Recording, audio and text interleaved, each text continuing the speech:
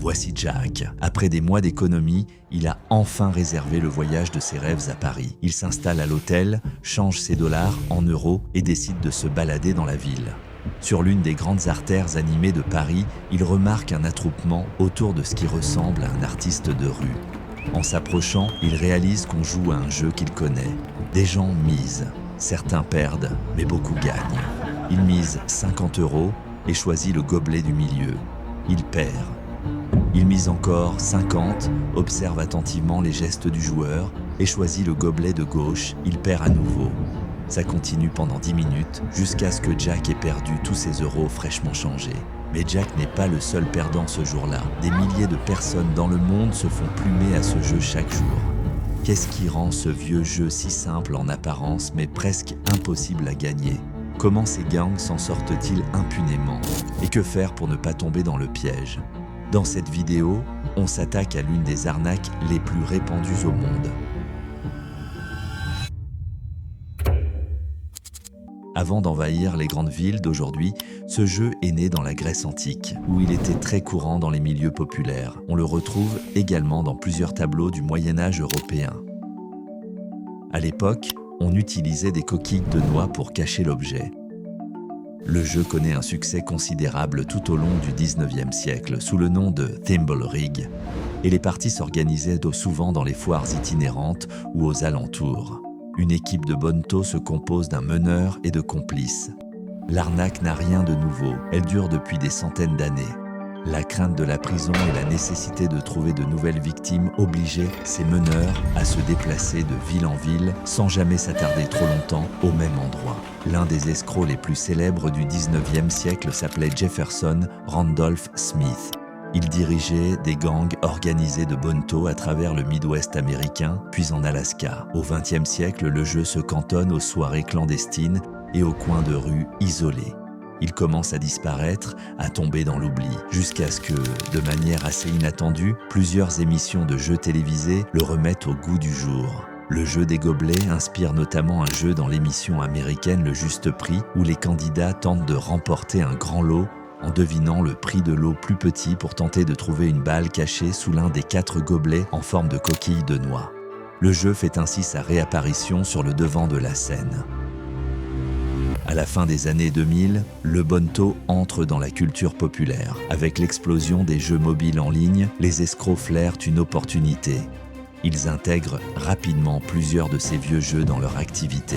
Mais bien sûr, il y a un piège. Tout est truqué, y compris notre fameux jeu des gobelets. Mais assez d'histoires pour aujourd'hui. Voyons comment ils vous volent votre argent.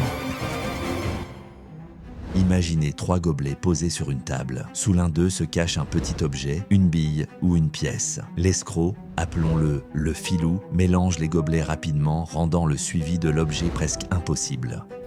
Il vous demande ensuite de choisir un gobelet. Si vous tombez sur le bon, vous gagnez. Simple, non ?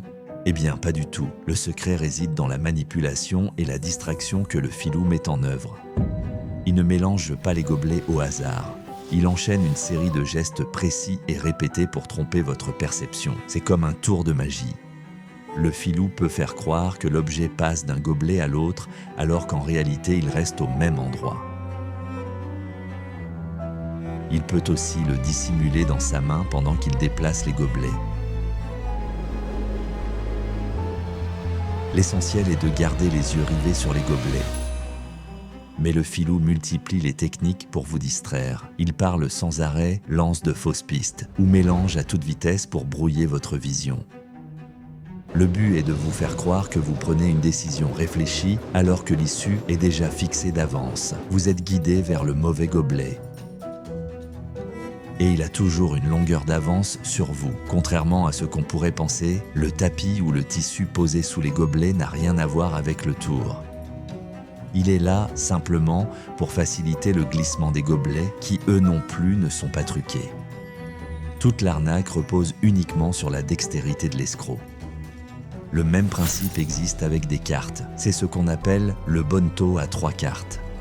L'escroc prend 3 cartes, en marque une et les pose côte à côte sur une surface plane. Il prend une carte dans une main et 2 dans l'autre. C'est là que tout se joue. Même s'il semble lancer la carte du dessous, il peut en réalité lancer indifféremment celle du dessus ou celle du dessous. Pendant le mélange, la victime suit la mauvaise carte depuis le début. Le geste, bien exécuté, est indétectable.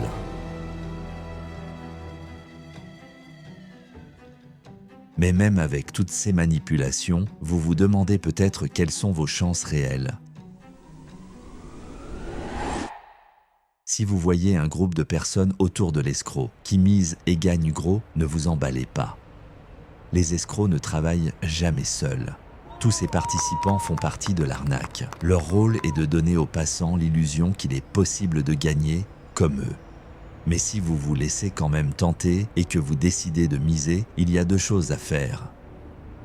Premièrement, misez petit, n'engagez pas de grosses sommes. Ça va pousser l'escroc à vous laisser gagner les premiers tours pour vous garder plus longtemps. Et j'oubliais de préciser, vous n'avez aucune chance de gagner. Si vous gagnez, c'est parce que l'escroc l'a décidé. Ne vous prenez donc pas pour un génie, encaissez ce petit gain rapide et partez. Deuxièmement, ne jouez pas seul. Au bout du compte, ce sont des gangs de rue et ils n'hésiteront probablement pas à vous intimider, voire à vous voler vos gains. Comme dans un casino ordinaire, l'objectif des escrocs est de vous garder le plus longtemps possible. Pour ça, ils doivent vous maintenir dans la conviction que gagner est possible.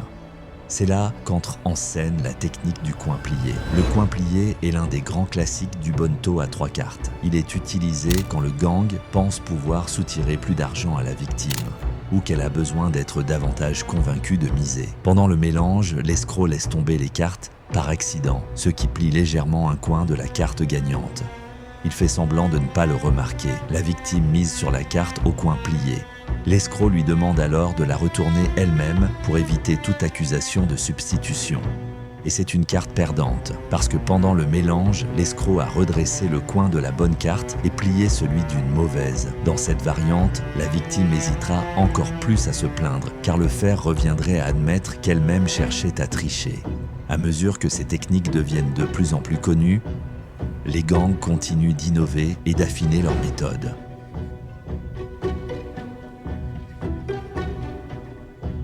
Mais comment ces gangs parviennent-ils à arnaquer des gens en plein jour? Prague, Paris, Berlin, Londres. Ces escrocs n'opèrent pas seuls. Ce sont des organisations criminelles qui envahissent les rues d'Europe occidentale. On se demande pourquoi ils sont toujours en liberté et pas derrière les barreaux. Et pourquoi la police reste-t-elle aussi passive? Le bon sens pousse à croire que la police touche sa part pour laisser les gangs tranquilles.